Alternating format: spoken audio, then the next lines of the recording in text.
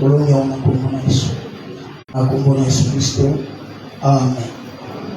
Ole soit pas pour nous. Et ça nous a dit pour la boca malba Nzambe. Mettez le polo à vos makasi.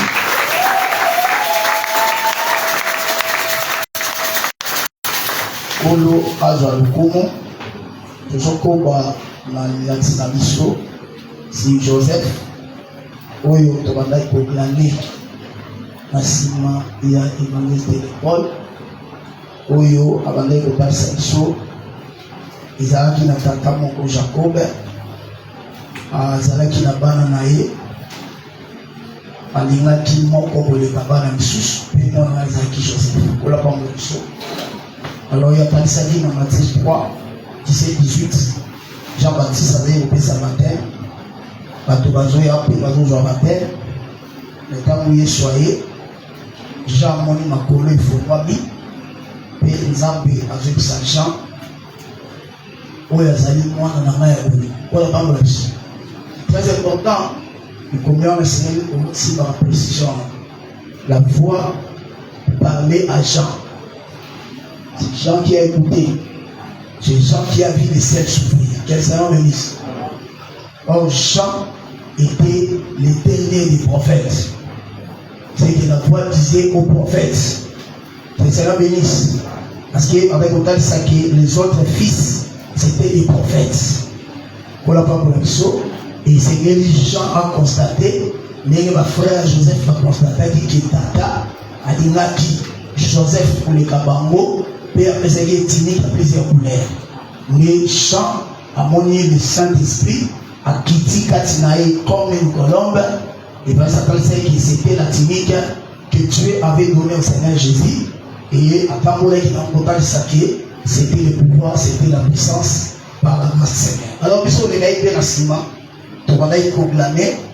pour expliquer beaucoup de choses. Pour l'inaki, on est aussi parlant que tant que Jacob, Tata, Jacob, a entendu ça, Dieu le Père. Que le Seigneur bénisse. Quand on le là, Bana va entendu ça, Basakoli. Thomas Sali Nyonso, on a bâti d'aki, Oyo, pour Basali Laï. Quand on parle de Joseph a entendu sa boule sous Christ. C'est pourquoi, toujours soit, mouvement n'est pas Joseph, tu n'es pas Christ. Mouvement n'est pas Joseph, tu n'es pas Christ. Pour la parole de Dieu, tu peux toujours expliquer, toujours interpréter. Mais pour tout à yo, et c'est que toujours ce mouvement n'est pas Christ, tu n'es pas c'est comme ça. Parce que côté à Joseph Christ a dû interpréter, a dû expliquer. Voilà pas mon avis. Mais pour athée à yo, il faut se faire ma campagne et pas Christ aille dans mon taille. Pourquoi? Parce que Christ va jouer là-bas. Le rôle à Joseph, il y a solo. Tant qu'il y a qui a tiré des bisous au côté, a joué là-bas, tiré des bisous. Voilà pas mon avis. C'est que celui Christ a tiré les bisous là-bas, c'est que tout le monde a amour et tata, et pas une bisou. Voilà pas mon avis. Mais la temps où on est au Ghana, on a Éphésiens chapitre 5, verset 1, et qui dit que comme les enfants bien-aimés. C'est que l'enfant bien-aimé, ils sont sous Joseph, ils sont sous Christ, et comme nous l'église, comme les enfants bien-aimés. Cela veut dire, et c'est que lui sous dans le vêtement comme le pouvoir. Voilà pourquoi le Seigneur a l'obaki. Je voyais Satan tomber comme un éclair. Je vous ai donné le pouvoir et l'autorité. Que le Seigneur bénisse. C'est qu'il nous a laissé ce vêtement. Tu vois que celui à qui on va s'appeler sa vêtement est bien aimé. Celui qu'on aime. Et je n'ai retrouvé ça dans le locata. Celui qu'on aime, et c'est pas comme la laïque en côté. Si l'église a un enfant bien aimé, Dieu doit nous révéler sa parole. Dieu va nous révéler sa parole, sa pensée, sa puissance. Que le Seigneur bénisse. Tout le monde a dit, Délit la chose à Samson, on y a été. Samson a bien habité, on y a été. Pourquoi? Parce que au Kosingaï, au Bombénima, c'est celui qu'on aime, on ne cache pas les secrets. Si Dieu t'aime, qu'il te révèle des choses. Le total c'est que nous amène à la mission à Onaka Bamuna, à la Litoya Onaka Bamuna, ayoka les complots, à mona les complots, parce que Dieu son bien-aimé, Aya a révélé que toi tu puisses vaincre tous ces complots-là. Si tu crois comme ça, tu acclames le Seigneur Jésus. Si tu es un enfant bien-aimé, et si tu as compris le Moussala, tu vas même à l'objet, et ça est bien, mais tu vas profiter de toutes les poissons. Il est dit à Robo Kende, Dieu m'a dit qu'on est ma fièvre. Fièvre, on a eu son compte à la boulangette. Est-ce que vous l'avez très bien? Dieu qui est sous ma tête à Wana. Donc, Dieu t'aime parce que Dieu est son bien-aimé. Il est ton œil. Il a vu là où les amis. Parce que la complot va tirer au poisson. Ça va maman qui a une fièvre. Au côté de la salle gâtée. Dieu te révèle les plans, il te parle. Acclamez le Seigneur Jésus. Si tu es un bien-aimé de Dieu, passe à la masse, tu vas voir qu'à la pointe haut. Pas yo qui n'a pas qu'à mourir. Dès que tu es vivant, il y a les lots, aux autres qui sont morts. Tu as que les journalistes dans la police. Nani azo memao, bien-aimé. Azo kinisayo, il est azami sunayo. Il voit les complots contre toi. Azalito inayo, azo yoka les complots contre toi. Zambe azape logo konayo. Asuka kanga komona te, asuka kanga koyoka te. Apeta peba mort. Ah, quelqu'un comprend cela? Acclamez le Seigneur Jésus-Christ. C'est ça. De l'église comme bien aimé, il nous révèle matin à penser oui, mais tout ça fait un mokili, vous êtes dominé par les diables. Église comme les bien-aimés, que Dieu nous révèle aussi des complots. Oyo tata nangoto, oyo kata par la foi audible, oyo benga bamuninga, azala bamuninga te, azalion, azania uboyi, tala les complots ya mabe, azana ba contre yo, alléluia. Oh c'est ça les bien-aimés. Que le Seigneur bénisse. Alors, vraiment, on ne saura pas, on a tout, on a expliqué beaucoup de choses, mais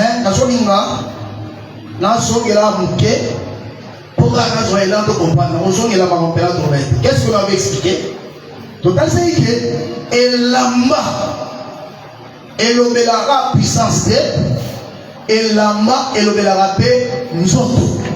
Le corps, c'est un vêtement. Job chapitre 13, verset 28. Job a dit au matin, on a été malade. Nous autres, on a été pourquoi il y a mouké. Ndam, le corps est lamba, oyo ezuitene. Ah, c'est que nous autres, ça, est lamba. Et donc, c'est que Jacob, alingaki Joseph, a pesaki et lamba à plusieurs couleurs. Tout à fait dit que et là-bas, on a certains corps. Que ça veut dire? Ce qui Joseph a ça Jésus, Hébreu chapitre 10, verset 5 à 10 total.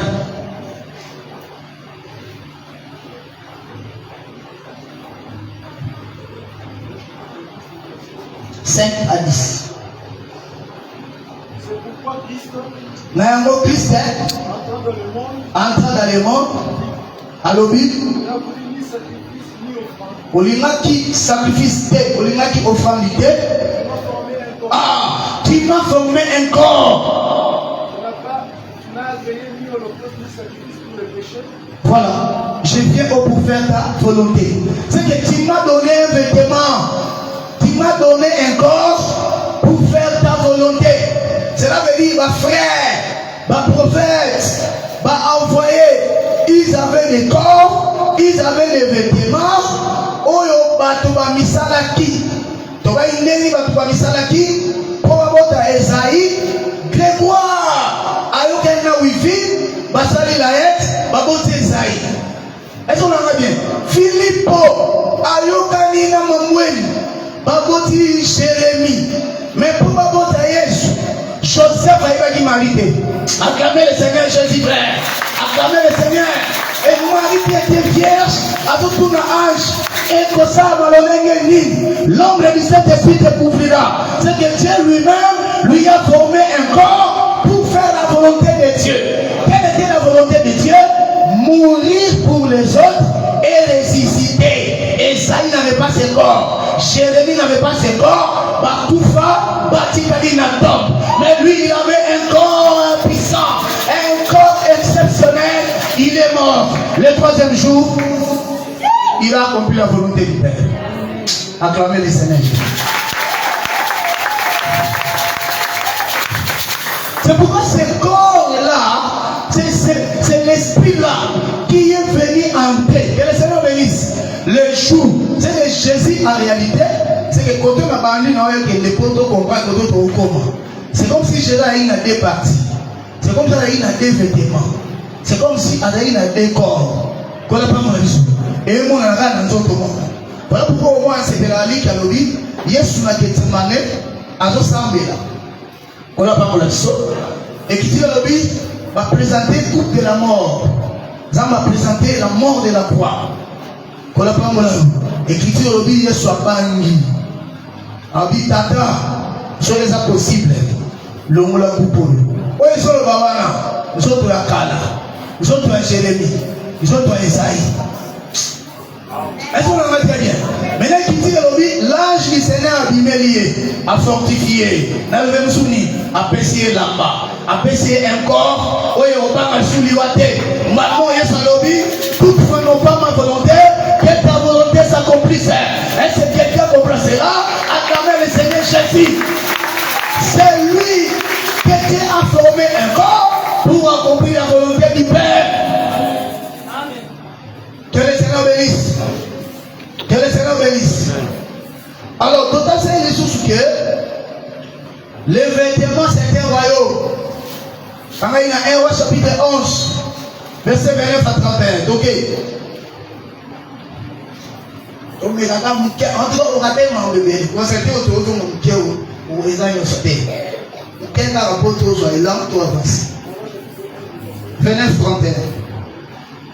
Dans ces temps-là, Jéroboam étant sorti de Jérusalem. Jéroboam abimaki na Jérusalem. Il fut rencontré en chemin par le prophète Akija de Shilo. Akutanaki na nzela na mosakoli Akija ya Shilo. Et vêtu d'un manteau neuf. Akija alataki manteau ya sika. Ils étaient tous deux seuls dans le champ. Bazaleka bango mibale na elanga. Akija saisit le manteau neuf qu'il avait sur lui. Maman Akija azwi manteau na ya sika oyo alataki. Le déchira en 12. Akati yango na biteni zomi na mibale. Il dit à Jéroboam. Alobi na Jéroboam. Prends pour toi 10 morceaux. Soit biteni zomi mpo na yo. Ainsi parle l'Éternel. Po ete nzambe alobi boye. Dieu d'Israël. Nzambe ya Israel. Tala. Je vais arracher le robe de la main de Salomon. Nazobotola Salomon vêtement royaume. Est-ce que vous l'avez bien? Ok? Et je te donnerai 10 tribus. C'est que vêtement wana et ça royaume, il y a 12 tribus d'Israël. Donc à Salali Joseph, vêtement il y a plusieurs couleurs. Et ça veut dire 12 couleurs. Ça veut dire apprécier Bokonzi. Ligolo il y a 12 tribus d'Israël. Siko ezotalisa ke bokonzi ya Yesu ekoleka bokonzi ya bakonzi nyonso. Nde tobengaki Esaïe 49 verset 6.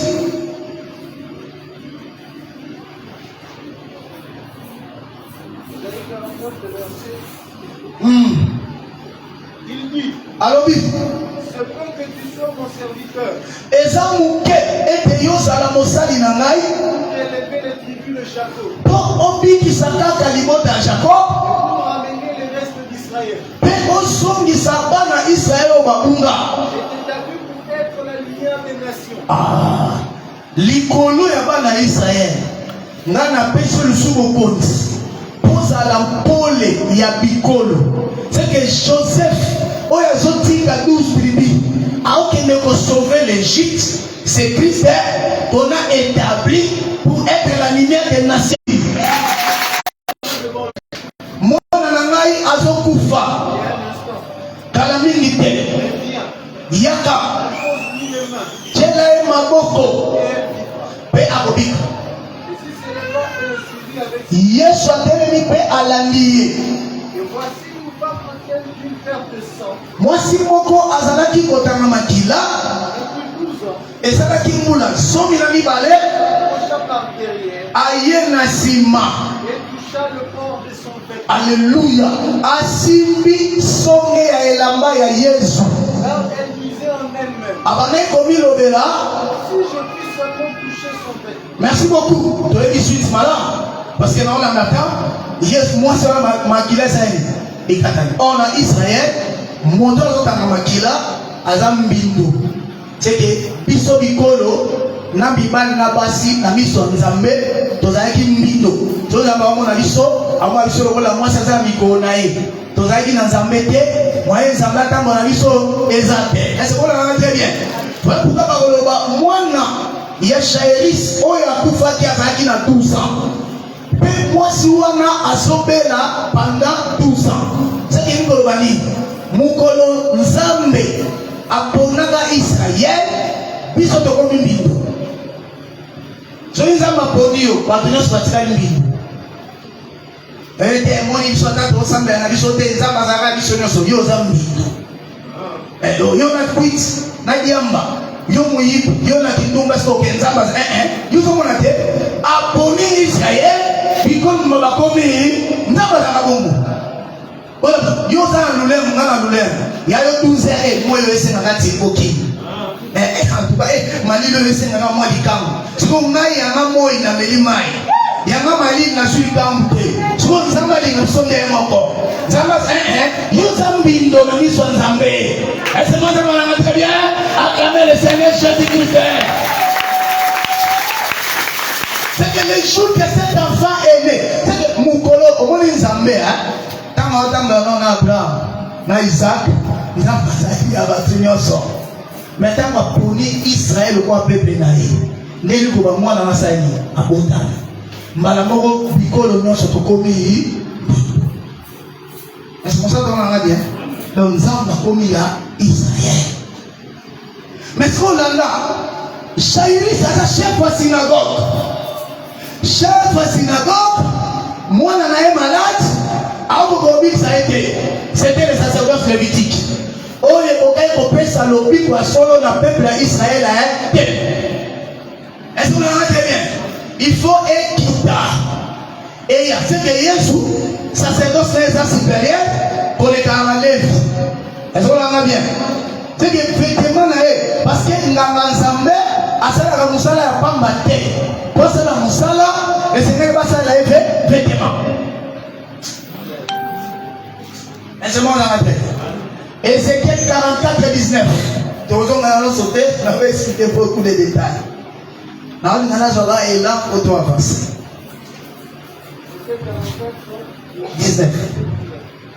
Lorsqu'ils sortiront pour aller dans le parvis extérieur. Ah, on va aller la banque à Tchadok. Tchadok a dit que moi Aaron. Aaron va battre la kibonganga. Tant que banganga misuba pengwaki. Zamba lobi sacrificatif erotika la yapana ya Tchadok. Mais yoka na mobeko. Tant baba na usala musala, qu'est-ce qui s'est passé? OK? Lorsqu'ils sortiront pour aller dans le parvis extérieur. C'est que ceux qui masali musala na kati ya temple. Tiko ba bima parvis c'est ça ba kutana na peuple. Kola tambo la biso? OK? Dans le parvis extérieur vers le peuple. Oui. Ils ôteront les vêtements avec lesquels ils font le service. Ah, oui. Bakolongola bilamba na bango ya konganga nzambe.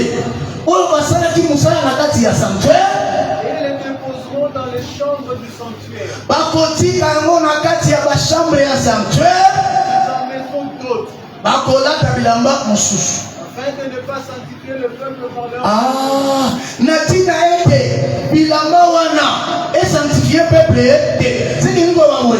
Les sacerdoces lévitiques et sanctifier peuple ete. Ça cachait, la sainteté était cachée, les salis étaient cachés, parce que les vêtements là gardaient les salis. Et qui dit les loba que les sacrificateurs se revêtent de ces vêtements et que les salis viennent parmi les peuples. C'est que les sacerdotes lévitiques cachaient les salis. Les sacerdotes lévitiques cachaient la sanctification du peuple. N'a pas ça dans le Bible. Bon, Jésus sikoyo. Il n'est pas un sacrificateur. Est-ce qu'on a très bien? A outil na sanctuaire céleste. Parce que oui, il y a le tabernacle où les temples les ciels. Qu'on a pas mon avis. Donc il y a outa lola, azapé nganganzambi. Mais on est à Tikabilama ou Edik Saka. oye kata kambindo ya bilimina bilamba wana. Et quand il m'a... Pourquoi Jésus sort avec ses vêtements? Soit il est supérieur à Dieu qui interdisait, soit il est égal à Dieu qui interdisait, soit c'est lui-même Dieu qui a porté les corps. Et c'est quelqu'un comprend cela, acclamez le Seigneur Jésus-Christ. Alléluia. Que le Seigneur bénisse. Il sort avec les vêtements qui sanctifient. Et la femme, il y a bien à ça comprendre. Oh, il y a ça sanctificateur. Aouti na sanctuaire. Bilamao, son assidiamo. Na osa sanctifié. Mino ebogatana. Et aïe par derrière. Pour nous retarder ça, c'est le temps de l'église. Ces choses, et donc ça m'a véritablement à la croix. Parce que Jésus qui sort, c'est aussi le soleil. Sauf qu'il y a le soleil, le vent, c'est le temps de la loi. Il faut aller derrière. Cela veut dire le soleil couchant. Quand il va dormir à la croix, ces vêtements-là vont sanctifier l'église. Et c'est quelqu'un qui comprend cela. Acclamez le Seigneur Jésus. Que le Seigneur bénisse. Ces vêtements s'immarquent. Le corps de Jésus, c'était un vêtement. Bien qu'à mon termine à moi aussi, bien qu'à la tête il y a Adam, mais en lui, il y avait la supériorité, il y avait un corps qui était supérieur à tous les fils d'Adam. Que le Seigneur bénisse. Et c'est lui qu'on a donné ces vêtements. Pour citer par rapport à ce qu'on a dit, les vêtements là, ils allaient multicolores. Les vêtements, il y a plusieurs couleurs. Cela veut dire le vêtement là, c'était l'arc-en-ciel. Quand Dieu s'est fâché du temps de Noé, Dieu a frappé le monde par les eaux pour apaiser la colère. Dieu a fait l'arc-en-ciel. C'est que le vêtement là apaise la colère de Dieu. C'est que c'est lui qui a l'arc-en-ciel. Ce qui et bon, que Dieu te donne ses vêtements. Que Dieu te a l'arc-en-ciel. Quand les sorciers viennent, ils verront l'arc-en-ciel.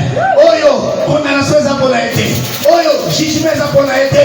Que la sorcellerie soit ni le sang de feu, parce que ton Dieu t'a revêtu de ses vêtements de l'arc-en-ciel. Et c'est quelqu'un qui comprend cela, acclamez le Seigneur Jésus-Christ. Que le Seigneur vous bénisse. Que le Seigneur vous bénisse. Voilà pourquoi de l'Obaki, Jean dans l'île à Patmos, à ce moment en Apocalypse chapitre 4, Zamba Vani na trône, Namba Nanae les 24 veillards, le trône était enveloppé de l'arc-en-ciel. Nous sommes allés plus loin. Apocalypse chapitre 12, écriture de l'Itana Yango, nous sommes allés à la Gonto Bandalelo. Oui. Un grand signe parut dans le ciel. Ah, Jean-Lobi, un grand signe parut dans le ciel. Une femme enveloppée du soleil. Attends, s'il vous plaît, frère Jérémie, vraiment vous devez. Hein? Maintenant c'est moi qui prêche. Regarde comment il pense. Vous n'observez même pas. La fois passée, j'étais observé. Moi, dans la taille chemise, l'hôtel Galos sur la veste. Malgré que la chose aux unions sauté pas l'hôtel Galos. Tu vois, moi, je dis ça. Pour ça, moi, qu'est-ce qu'il y a là, tu fais? Tu vois, là, tu fais le polo. Depuis le moment où nous avons se compagnie. Oui, je l'ai vu. Il m'a dit, ah, c'est bien, mais t'as un haut. Tu vois, il y a souvent un ça tient au père, à la tu fais. Mais tu vois, là, tu polo.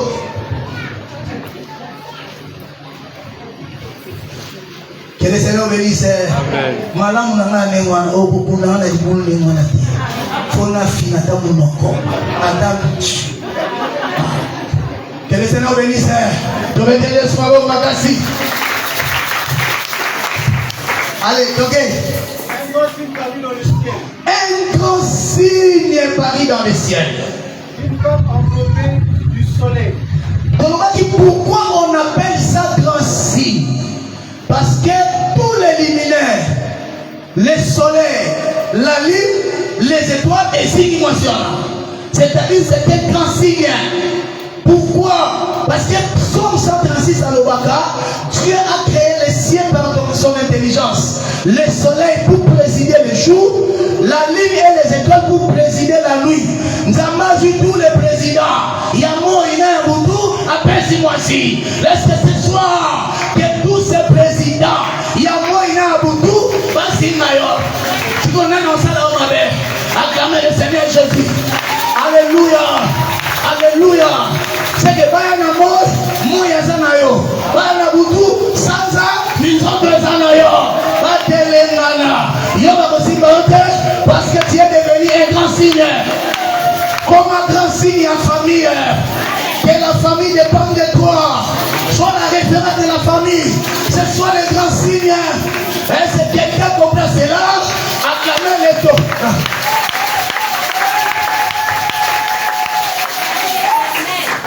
Allez, pourquoi mon frère? Une femme enveloppée du soleil. Ah, c'est que moi, je suis là, et la main est comme moi. Tu le bas qui est, et la main est arc-en-ciel. Pour pas lever l'arc-en-ciel, il faut moi ça. Dans le bout mon arc-en-ciel, c'est que moi, il est arc-en-ciel.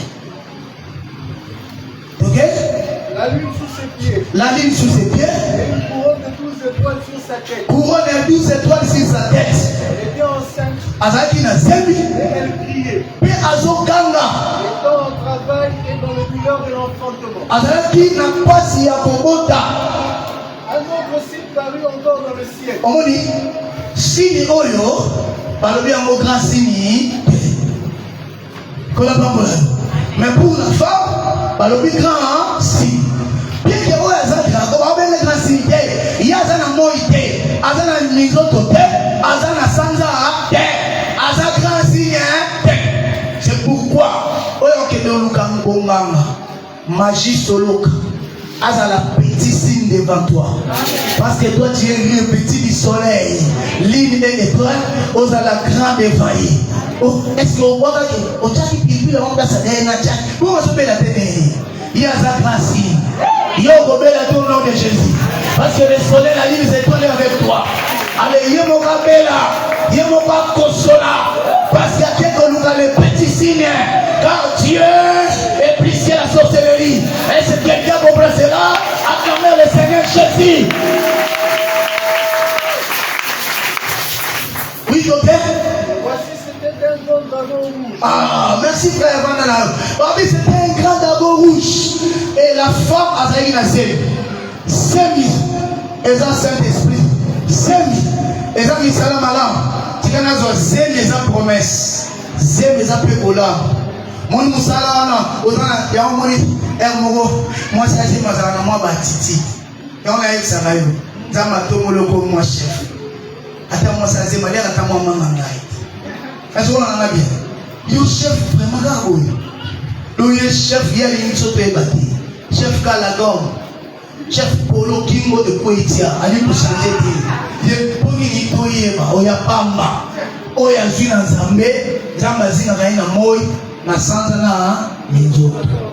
Madame souper. Hein? Moi veste ya classe. Ya taille. Bien. Moi parfum dans le bout de ta vie. On a fait un show. Comme ça, chef. Asa ilo lolendo. Te, eza na basule mususu. Ozoboya. Yuzuboya konyata. Mais ya muzolela. Ka atuzuli mutsato tamola. Ya mokoko tokoko. Yeza ya ba chinois te. Ayaza Charles Carmen.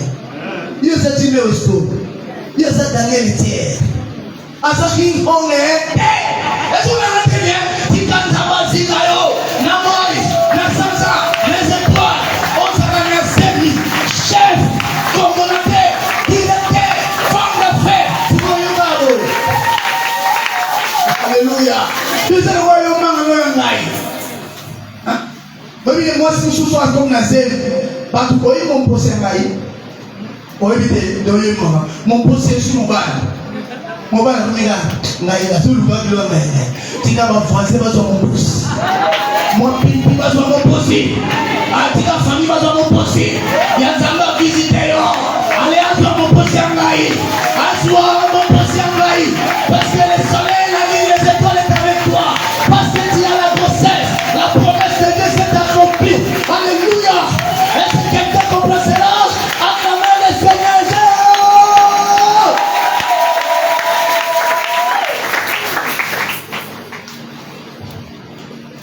Bon, il veut quoi?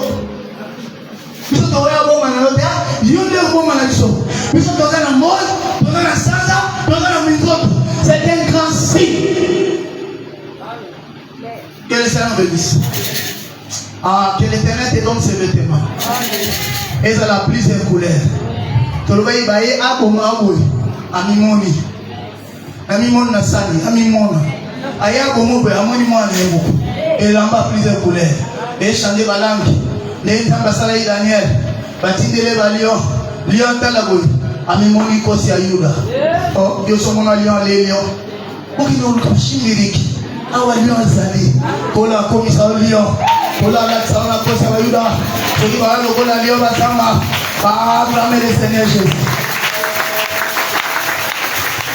Bon, on a expliqué. On était là. Et on a donné la ciel évangélique. Maintenant, on avance dans l'enseignement. Allez, sur ce pays là-haut, on va te laisser Makasi. Maintenant, nous allons prendre des aspects. Où il s'est dans vêtements à Joseph. Après que ma frère Naïe, ma boma qui est. Quand il ma compagne, ma sœur, il est pathétique. Parce que Coco, c'est la vie. Coco, ma boma qui est déjà. Pathétique. Bon, on va gagner à pouvoir arrêter. Est-ce que vous avez bien?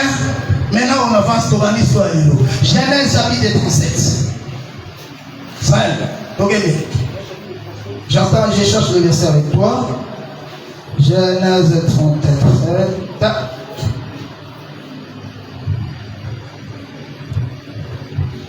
Pendant verset 11. Ses frères eurent de l'envie contre lui. Bandekonaye, bakomaki kolulaye na ndenge ya mabe. C'est que balini ba on peut pas ça lokolaye, to sikaye déjà to zo mabe, OK? Et son père garda le souvenir de ces choses. Kasi tata naye abatelaki sekele ya makambo. Les frères de Joseph étaient allés à Sichem. Bandekonaye bakendaki na Sichem Pour faire paître le troupeau de leur père. pour balesa bibwele ya tata na bango. Israël dit à Joseph. Israël, c'est-à-dire Jacob alobi na Joseph. Les frères ne font-ils pas paître le troupeau à Sichem? Bandeko na yo bazolesa bibwele na Sichem te. Viens. Yaka. Je vais t'envoyer vers eux. Nalinga tinga epa na bango.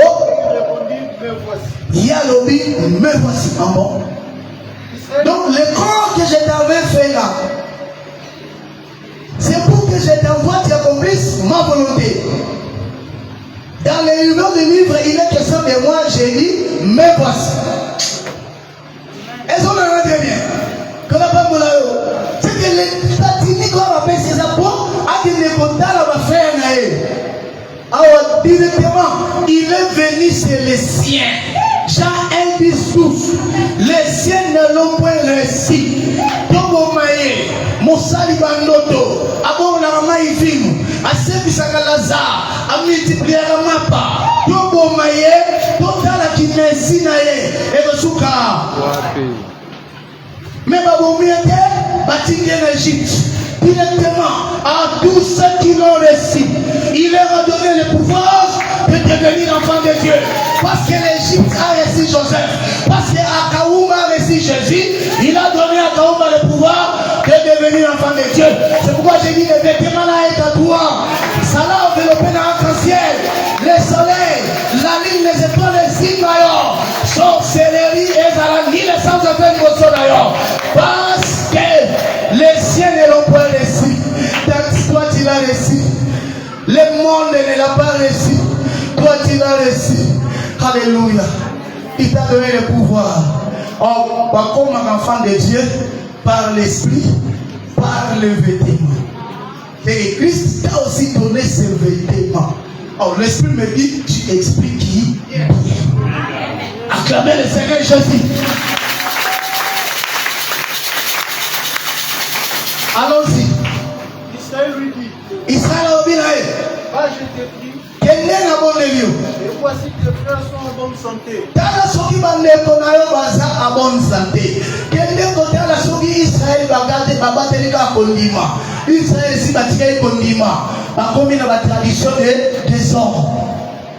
Ils ont abandonné même la loi de Moïse. C'est pourquoi tu sais le lobby batina ils vont la Sichem, mais balonga la Sichem, batena d'autant. Oh, Sichem, c'était s'ils avaient gardé la parole pure.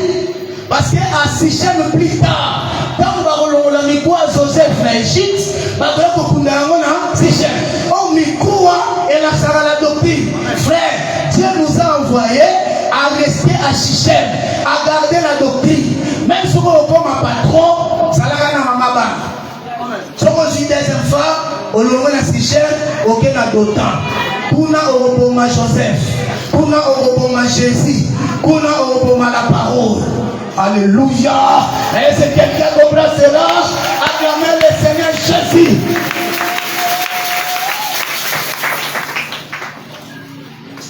Donc, mon frère, Et si le troupeau est en bon état, et tu m'en rapporteras des nouvelles. Il envoyait ainsi de la vallée d'Hébron. Et Joseph alla à Sichem. Un homme les rencontra. Comme il errait dans les champs. Il le questionna en disant: Qui cherches-tu? Joseph répondit: Je cherche mes frères. Dis-moi, je t'ai pris. Ils font paître leur troupeau. Et l'homme dit: Ils sont partis d'ici. Car je les ai entendus dire: Allons à Dothan. Joseph alla après ses frères. Il les trouva à Dothan. Il les vit de loin. Et avant qu'il fût près d'eux, ils complotèrent de les faire mourir. C'est qu'il l'un à l'autre. Voici les faiseurs de songes qui arrivent. Verset 23. Ok?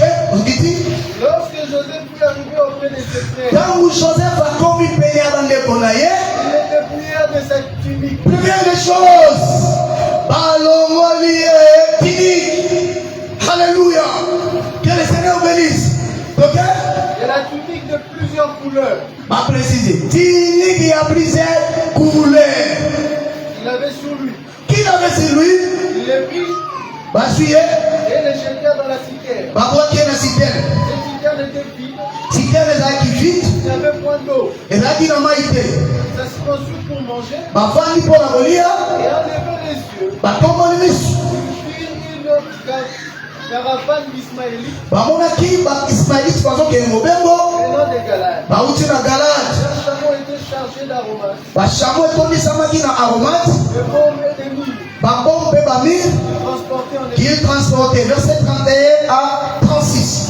Ils prirent alors la tunique de Joseph. Et ayant tué un couple, ils plongèrent la tunique dans le sang. Ils envoyèrent à leur père la tunique de plusieurs couleurs. Ok. C'est là maintenant qu'on explique. Bazongiseli tata. Elamba ya plusieurs couleurs.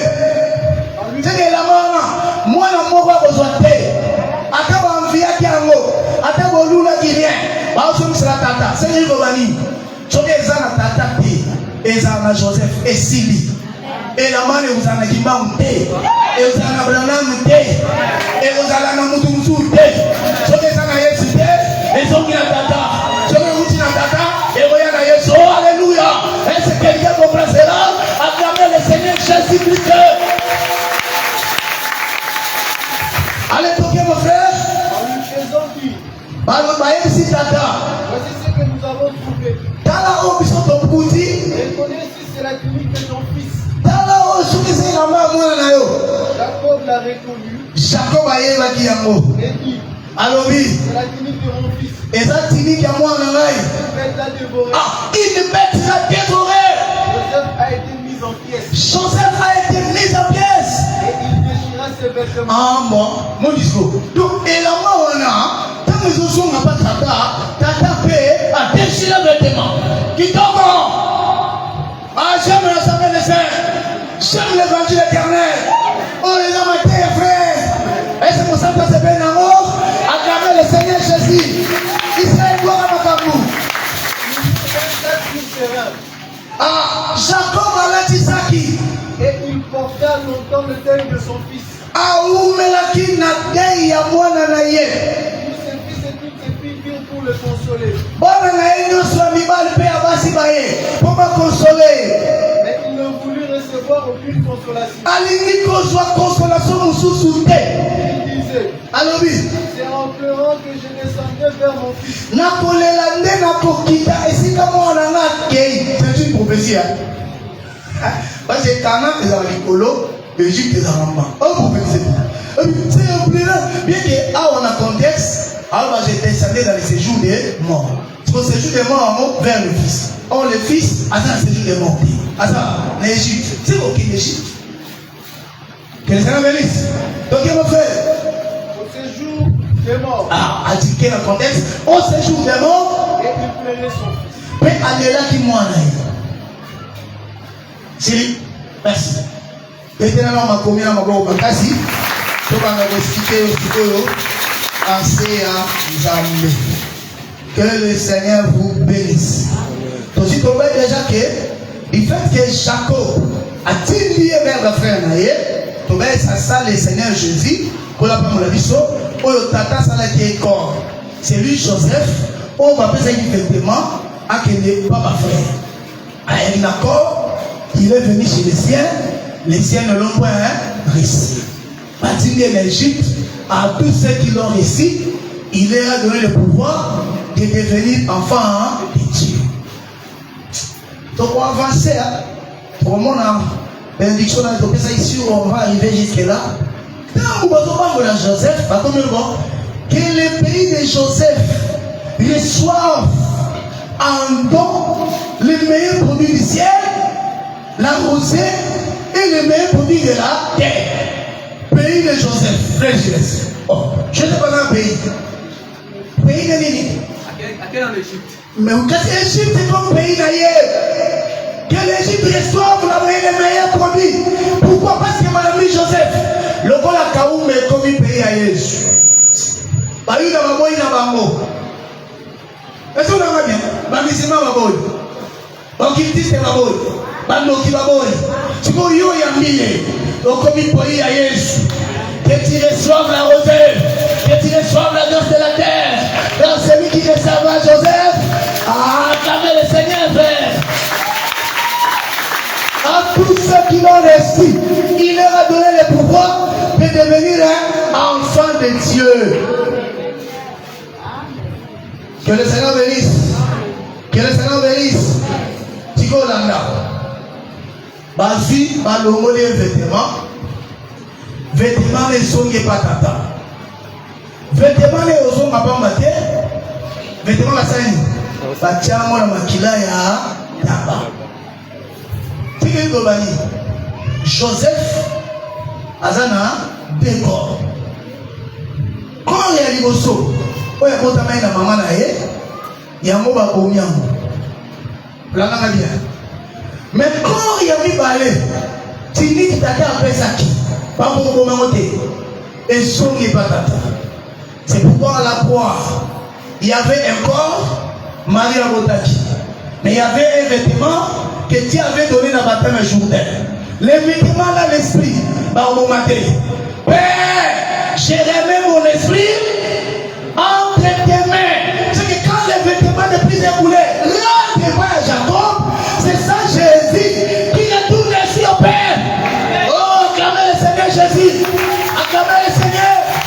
Mais c'est que Joseph, mais l'esprit est recouvert. Et Zosoma et Paya, tata, belle image, belle image, belle image, belle image. Lévitique chapitre 14, verset 4 à 6. C'est que pendant tout un sacerdoce, ils ont accompli la volonté de Dieu en Joseph. Parce que la mission est allée à Koufa. À Koufa, pas en ligne. Pour vêtements, ils ont appelé à Tata, hier à l'Égypte. Pour la parole là, donc, mon frère. Lévitique chapitre 14, verset 4. Oui. Le sacrificateur ordonnera que l'on prenne. C'est que ceux qui montent à la lèpre, pour purifier lèpre, lèpre c'est l'image les péchés. Parce que Adam, quand on a péché, hors du camp, hors jardin. Les lépreux, hors jardin. C'est pourquoi tu le vois, les lépreux, c'est un péché. C'est que, biso du col, mokili mobimba, n'est vous avez un péché, vous avez une bande à camp. Une bande à Kazani, une bande à gloire. Car tous ont péché, sont privés de la gloire. Est-ce que vous l'avez entendu? Maintenant, pour tout soit gloire, tout comme Masuba Nanza, tout comme Kasubi Nakanzambe, il faut bander Monae, pas Monae là-bas, battre en Égypte, pas au Mataba, pas au Selama, Makila, pas au Selatata. Il y a mon élité. Que le Seigneur bénisse. Donc, mon frère, le sacrificateur ordonnera que l'on donne. Si le sacrificateur a coupé sa motive de ne pas soi, c'est lui qui doit être purifié. Pour la moto, le Seigneur va purifier. Deux oiseaux vivants. Balekeni balé à Bomoy. Et puis, Pepasa pi. du bois de sel. C'est que selon mon salaire à Bomama, Baleko balala pi. Pour batumber l'ensemble des années. Pigeon. Que le Seigneur bénisse. Donc, mon frère. Du bois de sel. Ah, bah on soit sous, c'était à cèdre. Du cramoisi et de l'hysope. Bah on soit cramoisi. Mais pas suite isope. Le sacrificateur ordonnera qu'on égorge l'un des oiseaux. Sacrificateur a repéré sa mitindo. Pas suite des oiseaux. Mais ma kokata kaka moko mutu. Sur un vase de terre. Nakati ya mbeki ya mabele. Sur de l'eau vive. Batie au vive. Il prendra l'oiseau vivant. Bah on soit leki ya bomoy. Le bois de sel. C'était à cèdre. Le cramoisi et l'hysope. Cramoisi pe isope. Et il trempera avec l'oiseau vivant. Oh, yoka. Et les gens qui ont fait tout le monde est dans le yoga. Tout qui va y avoir pour les lépreux, pour assumer na camp, assumer na gloire et Nzambe. Lépreux c'est qui? C'est toi et moi dans les péchés. On était loin. Mais tous ceux qui ont promesse ya Nzambe. Pour Nzambe à retrouver l'issue, il a fallu ça atinda mwana nae. Est-ce que vous l'avez bien? C'est qu'il y a réalité Joseph. Dans Jacob a dit nae, Jacob a dit nae, son lukandeni a gobi ça va égyptien. Est-ce que vous l'avez bien? Que le Seigneur bénisse. Si vous va égyptien, ça va lépreux. Bah koki ko songa na kembo Nzambe te. Soki pigeon pour fider. Mais pigeon on a face à la deux pigeons.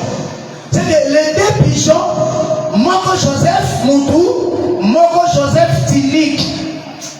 Est-ce que vous l'avez bien? Si vous avez pour mes pigeons Moko, parce que phase ya mabele, batie opi. Nakati ya opi, batie nzete ya sede. Nakati ya opi, batie nzete ya iso.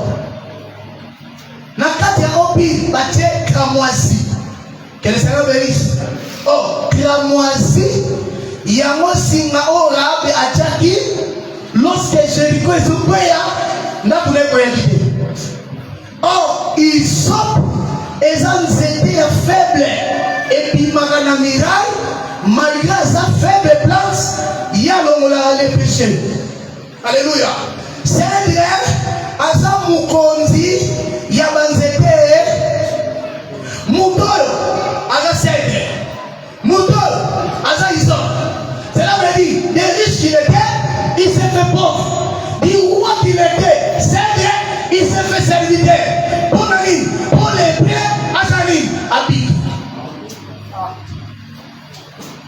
Que le Seigneur vous bénisse. Amen. Et quand on commet qui ça, à peu près ça va cramoisi. Même un jugement est boyard. Ta maison sera comme la maison de Rahab. Personne ne pourra te remplacer parce que mon salle là, il y a des pigeons salami pour nous. Si comme à l'homme boy, à beaucoup de pigeons encore. Bache makila na ina mayuana. Parce que son pigeon atikala ina bomoy. Ba bilisi na maya makila. Vous comprenez bien? Oh, que le Seigneur bénisse. Bakoua qui est? Tu vois, pigeon na okende. Okende. Je vais aller dire pas na yo. Attends, c'est le mayuana pas bien purifié. Amen. Je vous dis qu'aujourd'hui le pigeon là est là. Le pigeon là est là. Un pigeon selon les juifs a couffé dans Israël. pigeons à la guerre. Ceux qui m'ont coupé, moi, tinique, à son pas tata. Les jours à Pentecôte, à Tigui, il passe, il cherche les enfants de Dieu dans les nations. Ceux qui organisent les Maïa Pi, Maïa Sègre, Maïa Isop, des péchés des sons. Acclamez le Seigneur Jésus. Acclamez le Seigneur Jésus.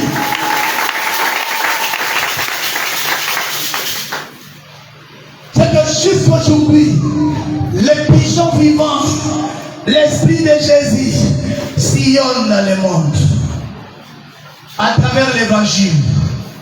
Parce que Maïouara Makila, c'est la prédication de la croix.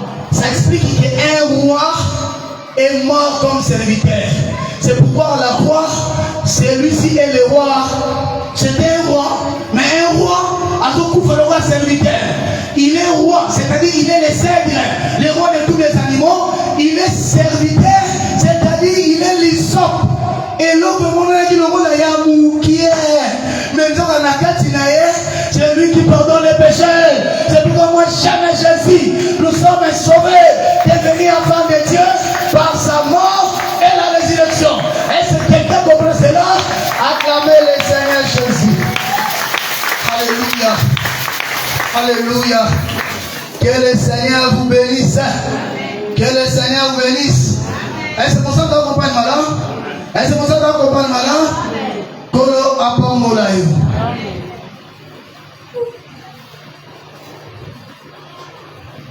Et le fait que est son n'est pas à Joseph, et pas à Jacob, n'a Makila. Et nous vous savez que Jacob a tombé là-bas dans la vie. Pour la pamolayo. A condamné à voter. C'est le vêtement avec le sang.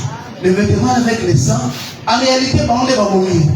Tu vois, mais le vêtement avec le sang est si bien riche. C'est que on a pénis. On oublie qu'on a un vêtement avec le sang. Oh, Luc chapitre 23. Jésus qui est Juifs tué à la croix. Père, pardonne-les. Enfin, Jésus-Christ est terrible. Il mérite l'adoration. Il mérite la louange. Est-ce que quelqu'un comprend? Acclamez le Seigneur Jésus. Acclamez le Seigneur.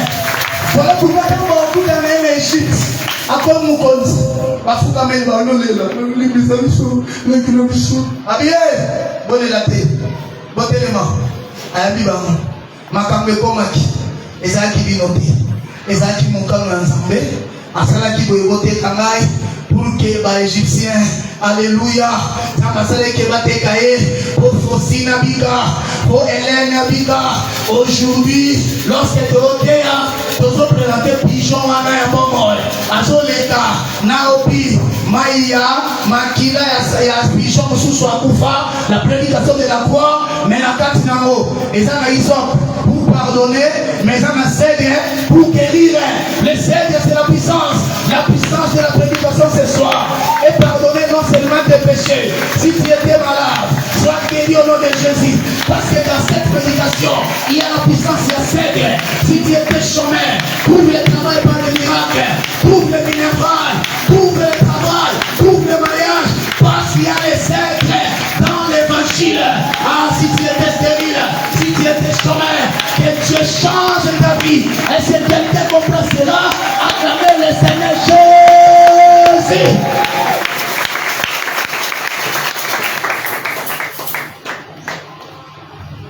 Que le Seigneur te bénisse.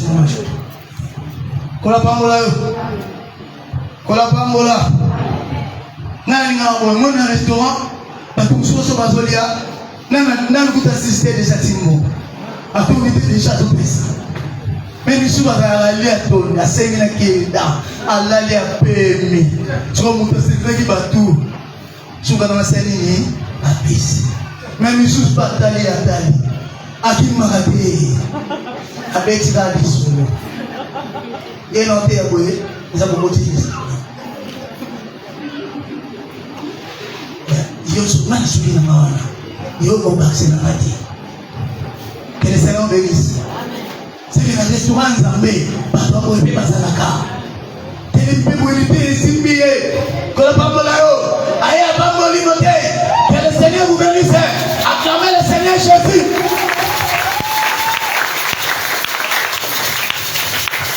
pouvez avancer. Ah, l'État. Que le Seigneur vous bénisse. Que le Seigneur vous bénisse. Que le Seigneur vous bénisse. Alléluia. Maintenant, qui dit le lobby, Jacob Alélie, on a tiré Joseph. Une bête féroce l'a dévoré. Là, il parle des Romains. Parce que César était bête féroce. Quelqu'un me dit que César l'a bien dévoré. César l'a tué. Mais César a omaé dans la complicité à 10 fils. Dans la complicité à Israël. Israël.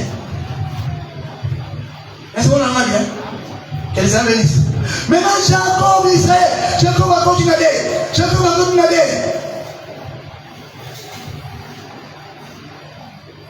Acte chapitre 1, verset 10 à 11.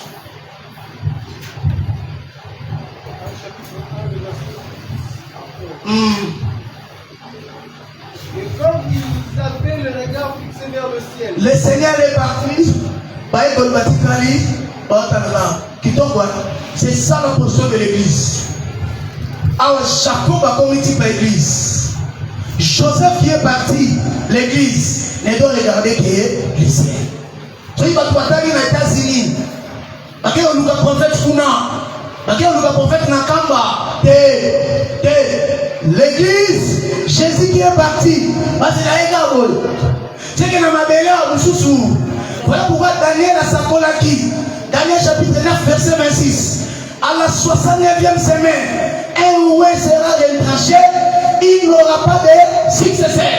Mais toujours comme l'église non va lobby, il y a une église hier sur Tika, église Batika na mukili mobimba, et ça mukili mobimba. Tu vois mon continent, à la Tarabazamba, Nekotamulai, Bakomiso Isarius, Philippe, celui-ci est le remplaçant des fils de Dieu. Mensonge! Parce que Daniel a prophétisé, quand ce oué sera parti, il ne laissera pas de succès. C'est pourquoi on ne regardera pas dans ma belle. Jacob n'aura pas de consolation. S'il atteint, aucun fils de l'homme sera comme lui. Aucun fils de l'homme nous consolera. Nous attendons seulement son retour. C'est ça la vraie église. Jésus est incomparable. Je ne peux pas dire au moins une photo. Au pays à prophète, total la canane. Bima na yo. Bima. C'est de voir Joseph Jacob. Jacob, c'est pourquoi l'église aujourd'hui, nous attendons ces jours-là, nous les verrons tel qu'il est. Sur l'activité monte, le bazar monte, y était. Sur l'activité Jean-Louis, bazar monte, y était. Il y a une personne à l'Assemblée des Saints, tous à l'archibishop, puis son nom, tous à la bishop. Archi lui-même. Archi, alléluia, quel côté encore? Tout le monde a vu Archi, a comme président réel de Madrid. Archi, soit là, il y a tout c'est le rail. Tu vois, ça n'est pas. La question va venir sous. Archi, président réel. Archi, alors, et précise. Il nous convenait un souverain sacrificateur comme lui, sans tâche, sans péché, séparé de tout. Oh, Archi, attaché à Barcelone. Archi, tu vois comme ce qu'on a, Archi soit bien, toi, bien bon, pour que nous match. Archi, tu vas tout le monde, mais que nous gardons, macho, tout ça, n'a qu'ébi. Archi, Atika, Tika dit, oh, quelqu'un comprend cela, acclamez le Seigneur Jésus. Bien-aimé Jacob n'aura pas la consolation. Il n'y a pas un fils qui remplacera Joseph. Il n'y a pas un prophète qui remplacera Jésus. La véritable église est à l'hôtel de l'église. Il y a une sabiso de Sénat Kaka Jésus.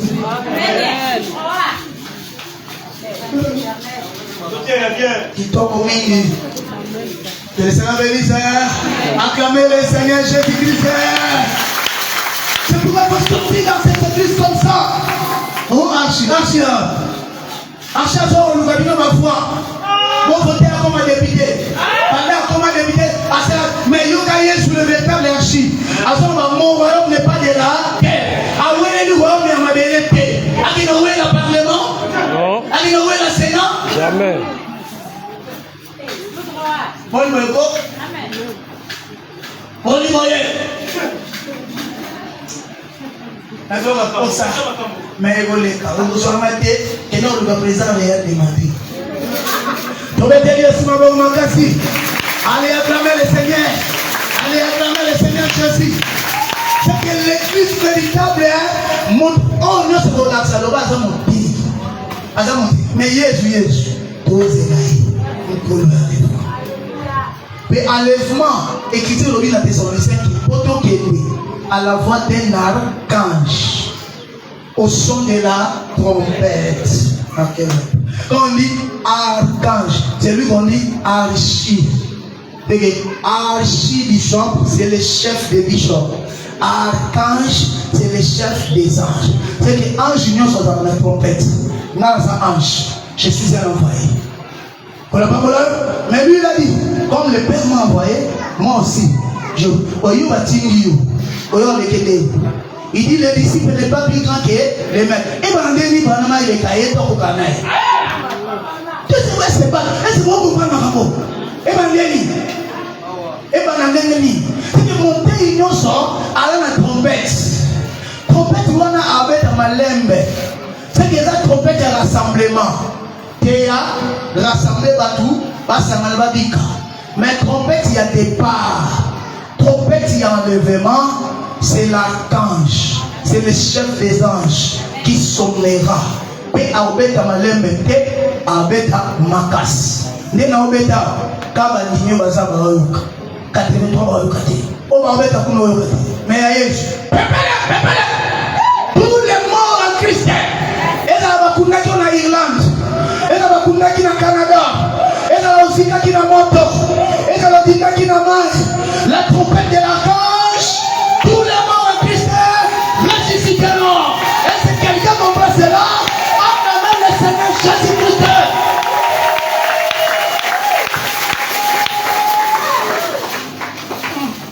Makamba wena luka parce que maman mora yena plateau parce que qu'on a monté milieu qui t'a monté aye boy akenwa cheka kuna maman tu na papa ya katika ekoki yakaomela. C'est comme ça que tu vas appeler la délivrance, tu vas appeler la bénédiction. Parce que le gars après ça, il va nous amener à 4 ans. Après ça, il va à la porte de la maille. Que le Seigneur bénisse. Que le Seigneur bénisse. Acclamez le Seigneur.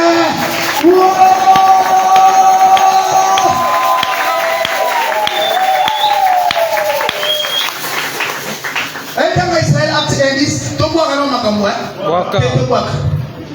comme ils avaient les regards fixés vers le ciel, le corps de Bango et l'ungi va s'attendre à l'icolo. Dans le voici 2 hommes vêtus de blanc leur apparut. Batumi balé, balataï de la mapembe, la bimé bango. Balobi la bango. Pas galiléen. Pourquoi vous arrêtez-vous à regarder au ciel? Pour la nuit, vous dites qu'il y a un bouteille là, Lola. C'est Jésus qui a été enlevé au ciel du milieu de vous. Bandela. C'est Jésus qui a été enlevé au ciel du milieu de vous. Pas une autre personne. Yesouana. Oya matia ke likolo. Bino bomo na eboye. Viendra de la même manière que vous l'avez vu allant au ciel. Acclamez le Seigneur Jésus. Viendra de la même manière. L'église attend, c'est Jésus qui est monté comme ça, il viendra. C'est pourquoi l'Écriture dit à son retour glorieux, tout il les verra. C'est la tête. Maman est indienne. Na Grégoire na États-Unis, papa tu moi, ne moi na loko la tête la sauté. Ne moi so moyibie. So ya leki ndumba makango pa tête la sauté. Tu ko moi na ko bota na Yesu. Na ko la na pays. Ba comme lobi. Même pour moi na. Est-ce que il va t'aller sur toi ton sommeil. Bon ya boyo ya boyo. Tu ka sa ki moyibi monene. Ti ale ayami Yesu bombani. Beaucoup m'ont dit il y a des prophètes. Il y a sur lelo Yesu amataki. Alléluia. Alléluia. Alléluia. Le Jésus que nous attendons, il reviendra comme ça. Ce n'est plus un prophète. Abutami na katakombe. Abutami na mesimenimba. Na kamba.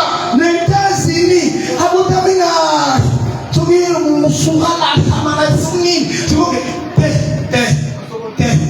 Bosobodanga. Potamina Bosobolo. You put the name, you put the Bosobolo.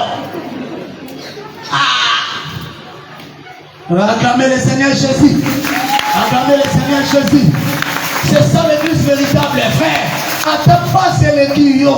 Mouton n'a pas de prophète, il me souffle. Le papa, ils sont tous là. Car on a mataki, on a rokita. Bon ami, Tosa Jacob, Joseph n'a pas accueilli. Moi, n'a pas consolé, ils sont et l'autre, nous sommes acclamez le Seigneur Jésus. Acclamez le Seigneur. Ah, ça y est, le temps est parti. Ah. Quand est-ce que Jacob a besoin de souffle? Genèse 45. Ton souka, on va donner les versets au dernier. Verset 27 à 28. Jésus. Alléluia. Verset 28. Israël habita dans le pays d'Égypte. Israël enfant de Guinée, Égypte. Dans le pays de Goshen. Genèse 45. Oui. Cela veut dire Joseph Akenda, des années, Jacob a été à la katana. Frère, c'est ça l'église.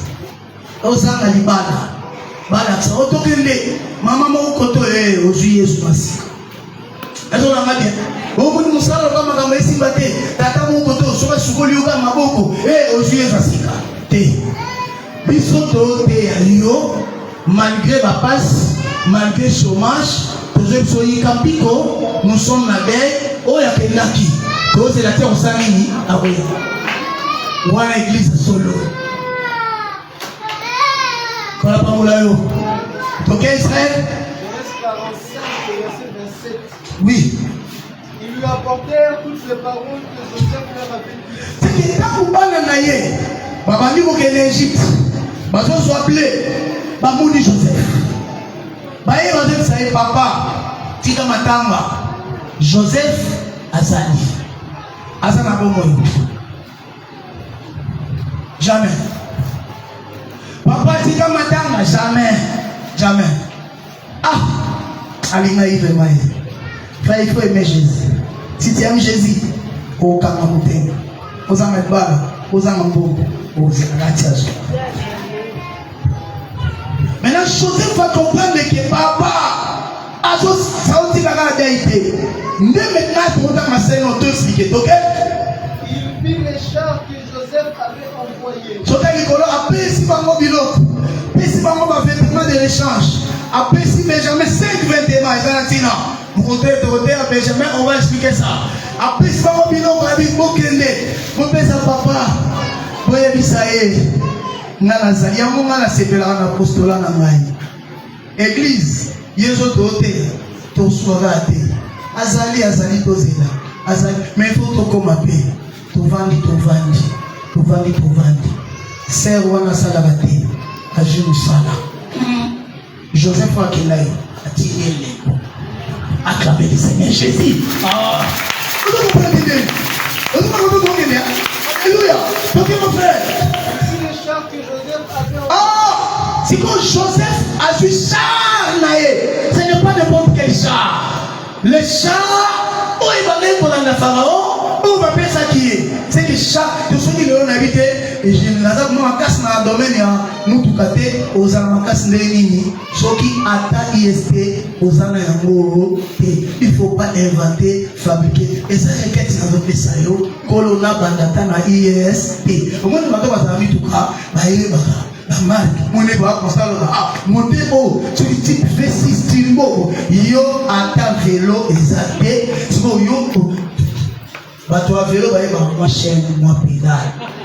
Tu vois, yo. Grâce à ce que kasi place on a zone na te yande na zo joyo na koto na ma pe moni yezo te koluka te ngana boy monto ko te biso ne to ya to eto zela kaka lola to zela kaka lola te awo muso zela pe bala muso zela pe zomsa muso zela pe obonga parce que loba qui na siècle présent to zo 60 plein lobi to zo vie éternelle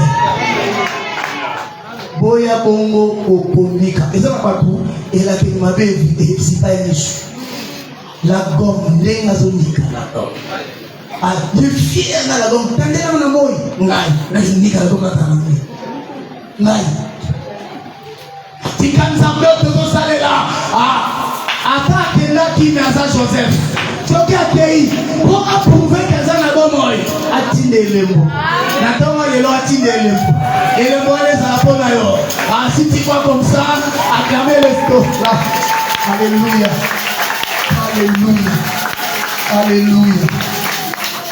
Est-ce que les chants peuvent déjà prendre place parce qu'on va arrêter là, on va chanter un peu pour le Seigneur. Donc mon frère, il vit le char que Joseph avait envoyé pour... Maintenant Joseph a vu char où on attend dans matin de Joseph, ils ont l'état de ville en ville en Égypte. Qu'on a pas mon œuvre. Et ben il y a Kiev, tu as tout chez nous, tout à chez nous. Ya char où nous se sommes foucamés là. Ce qu'on va dire de l'homme. Tu veux une globanie. Atini a un peu chômage et nous connaissons ça. Et foucam, les chômage et foucam. Char où nous sommes en Égypte parce que foucam. Bati au moins c'est il donne là tu es seul et donc faut comme les lots ah vous en avez mais donc faut que Bobola est là taillot dans un petit achat comme on appelle ça que Joseph qui est parti est vivant char ou on Bobola est au Fukama et si tu crois comme ça tu acclames le Seigneur Jésus la vie malade est au Fukama Joseph a-t-il sango tata rien. Yama obi mate andamba tika mate. Atika masali na ete. Esu kaka mate ya. Sina ne kote ya mate ya wana. Joseph qui nasali. Akamiga Bible. Tika lilogo toke pambo na komo na Yesu. Atika. Donc yeto tina ka Joseph asali. Maintenant souka yé pe soit réclamer collecte et ça m'a bêté. Mais papa il faut ça le Joseph. Atini maloba akolonga na maloba tu vois ça ni ya moni Jésus-Christ lui a zoloba si vous ne croyez pas ma parole croyez acclamez le Seigneur Jésus acclamez le Seigneur Jésus que le Seigneur Jésus le véritable Joseph peut être vie na yo et changer tombo na yo puisque to ba mate to kum saka nzambe quel sakei silibanga quel saprado quel sakopilo quel misa pour comprendre que Joseph a tiré le char. Est-ce que quelqu'un comprend cela? À travers les sept.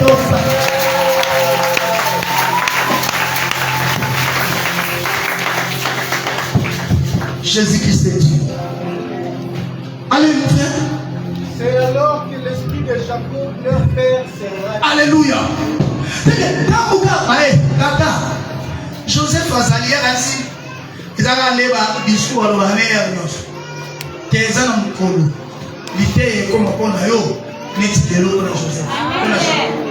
Tata, Joseph a sali à la déina. Ah, tu as un papa sur la Tata, Joseph a sali. Ah, tika. A tout mon lumisu, à mon chat. Et puis tu l'oublies. Son esprit se ranima. Tika na tomba lelo. Yesu azotinde le char. Esprit na yo se ranime. Asali, l'esprit se ranime. L'esprit se ranime. Joseph Asali. Israël a l'obit, ok? C'est assez. Et s'il a l'élan, il a le sila. Chômage est là, maladie est là, Bobola est là. Joseph dit, a-t-il au char? Et si quelqu'un comprend cela, acclamez le Seigneur Jésus.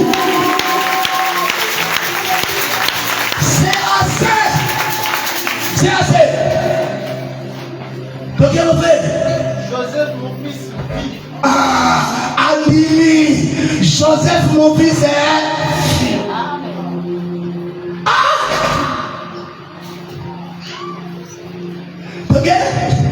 Et je le verrai avant que je meure. Je le verrai avant que je meure. Alléluia.